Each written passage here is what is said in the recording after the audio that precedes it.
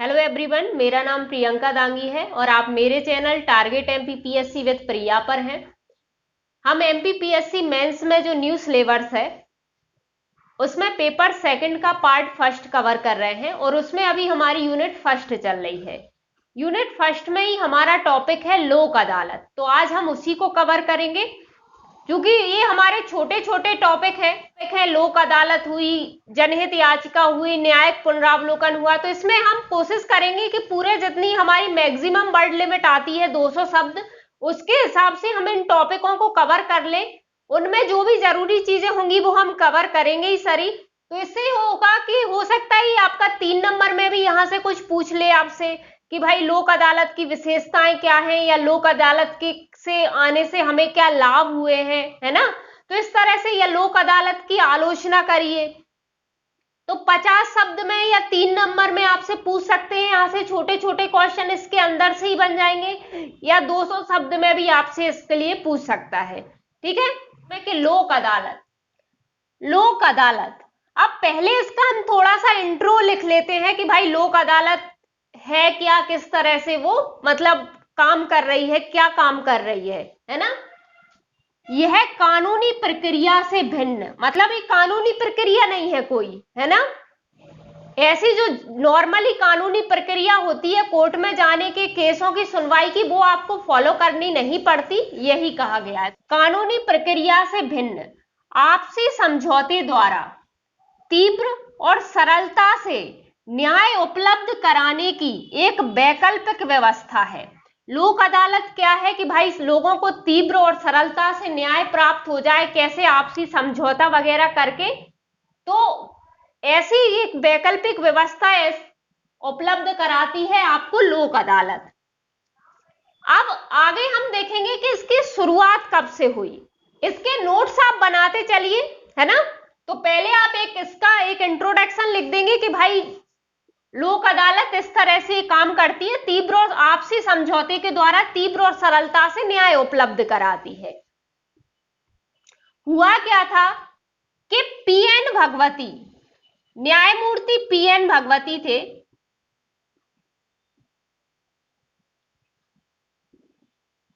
PN Bhagwati इन्होंने सुझाव दिया था कि भाई ऐसी कोई व्यवस्था होनी चाहिए कि जिस तरह से छोटे छोटे मामले, चाहे वो मतलब किराए को लेके हो, चाहे छोटे छोटे आपसी पारिवारिक झगड़े हो, है ना, तो ये छोटे छोटे झगड़ों के लिए कोई एक ऐसी अदालत, कोई एक ऐसी अलग से अदालत या अलग से व्यवस्था हो जिससे क्या हो कि छोटे छोटे मामलों की वजह से जो न्यायपालिका पे जो भार बढ़ता है वो ना बढ़े, ये आपसी समझौते द्वारा आराम से सॉल्व हो सकते हैं। तो इसीलिए उन्होंने कहा कि कोई ऐसी व्यवस्था होनी चाहिए। तो आगे आप इसी में लिखना कि न्यायमूर्ति पीएन भगवती ने इसका सुझाव दिया था। ठीक है, सुझाव कौन ने दिया था? न्यायमूर्ति पीएन भगवती ने।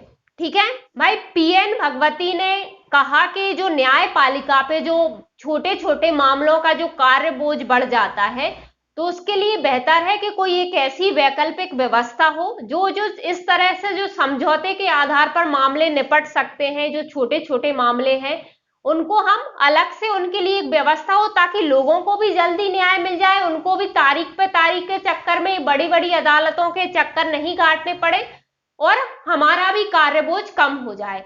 तो इसलिए उन्होंने लोक अदालत का सुझाव दिया था।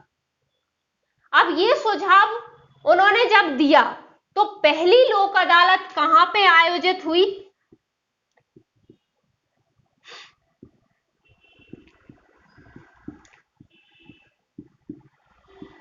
पहली लोक अदालत आयोजित हुई थी 14 मार्च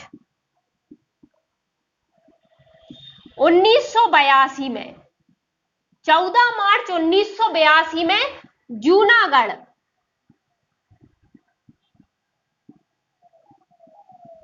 गुजरात।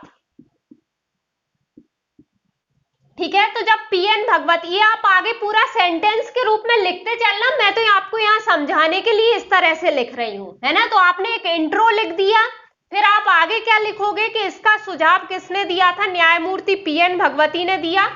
और पहली लोक अदालत 14 मार्च 1982 में 1982 में जूनागढ़ गुजरात में आयोजित हुई।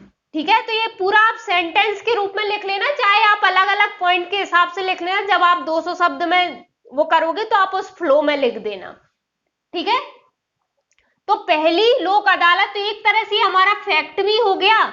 यदि 3 नंबर में पूछ लिया जाए कि पहली लोक अदालत कहां पे आयोजित हुई, तो जूनागढ़ में हुई। कब हुई? 14 मार्च 1982 को।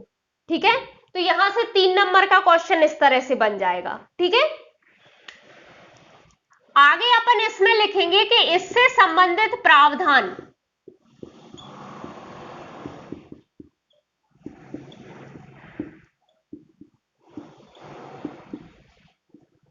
विधिक सेवा प्राधिकरण,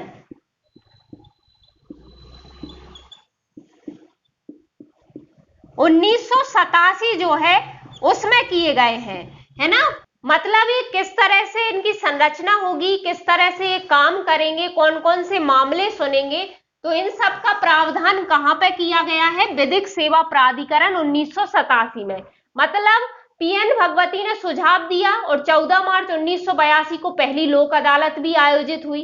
ठीक है, लेकिन जब विधिक सेवा प्राधिकरण 1987 लाया गया तो इसमें स्पष्ट रूप से इसके लिए एक प्रावधान कर दिए कि भाई ये इस तरह से काम करेगी, इस तरह से इसकी संरचना होगी, या ये कोई स्पेशल ये जो मामले होंगे, मामले बता दिए कि इन मामलों की सुनवाई लोक अदालत कर सकती है। ठीक है, तो वही बात है। तो आगे आप लिखोगे कि इससे संबंधित प्रावधान विधिक सेवा प्राधिकरण 1987 में है। ठीक है, अब हम देख लेते हैं इसकी संरचना, किसकी संरचना कैसी होती है। तो कुल 3 सदस्य होते हैं इसमें। ठीक है, कुल 3 सदस्य होते हैं और 3 सदस्य में एक पीठासीन होता है, यानी अध्यक्ष। वो कौन होता है? तो वर्तमान या सेवानिवृत्त यानी रिटायर कोई भी न्यायाधीश।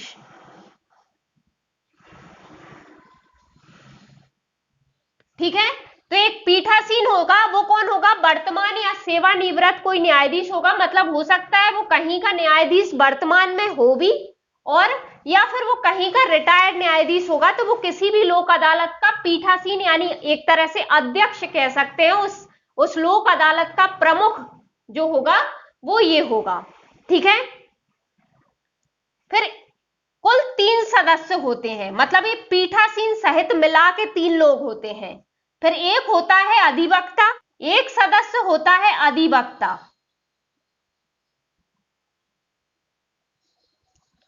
और एक सदस्य होता है कोई भी सामाजिक कार्यकर्ता।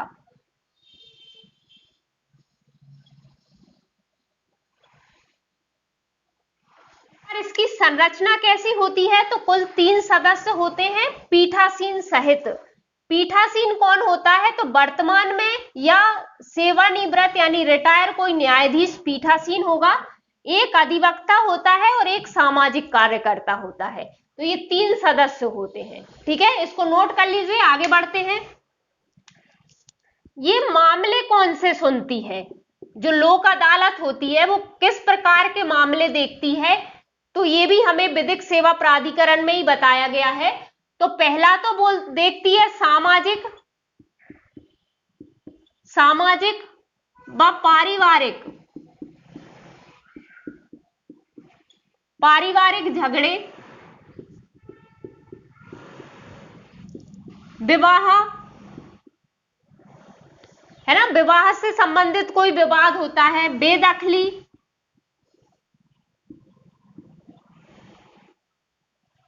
मतलब कोई किसी की जायदाद वगैरह से बेदखल कर देता है, इस तरह से, है ना, तो बेदखली।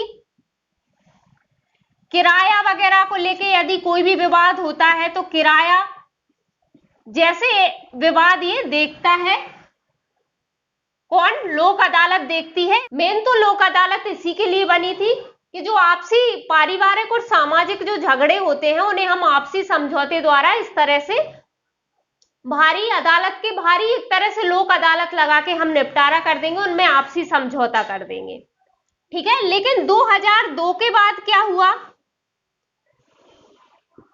के बाद इसके अंतर्गत, मतलब इसकी सुनवाई के अंतर्गत जन सुविधा संबंधी मामले भी आने लगे।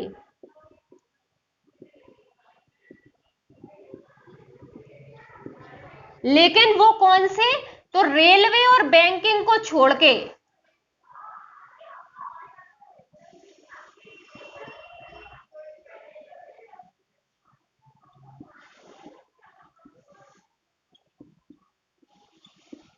मतलब जन सुविधा में रेलवे और बैंकिंग के जो मामले होंगे उनको छोड़ के जन सुविधा संबंधी मामले जैसे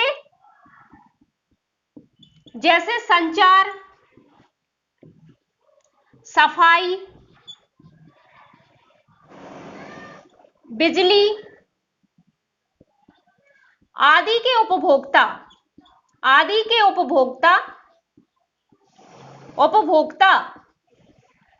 भी लोक अदालत जा सकते हैं।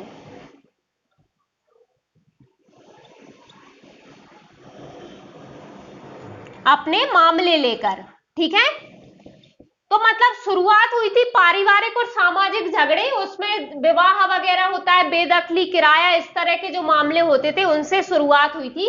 लेकिन 2002 से इसमें जन सुविधा संबंधी मामले भी आने लगे हैं, लेकिन रेलवे और बैंकिंग को छोड़कर बाकी जन सुविधा संबंधी जैसे संचार, सफाई, बिजली जैसे कुछ उपभोक्ता होते हैं, वो भी लोक अदालत में कोई मामला यदि उत्पन्न होता है तो उसको लेके जा सकते हैं, ठीक है। तो ये नोट कर लीजिए आप। तो ये हमने मामले देख लिए कि किस तरह से मामले लिए जा सकते हैं। अच्छा, लोक अदालत का जो भी निर्णय होता है वो अंतिम होता है, मतलब इसके खिलाफ आप और कहीं अपील नहीं कर सकते फिर,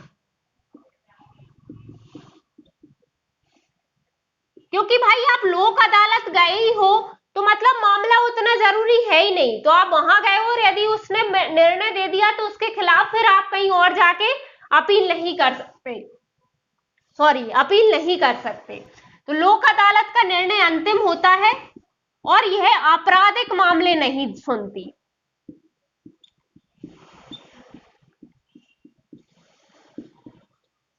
आपराधिक मामले कुछ भी होंगे उनकी सुनवाई ये नहीं करती,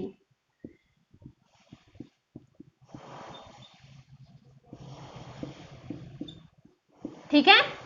तो ये हमारा लोक अदालत का टॉपिक हो गया है।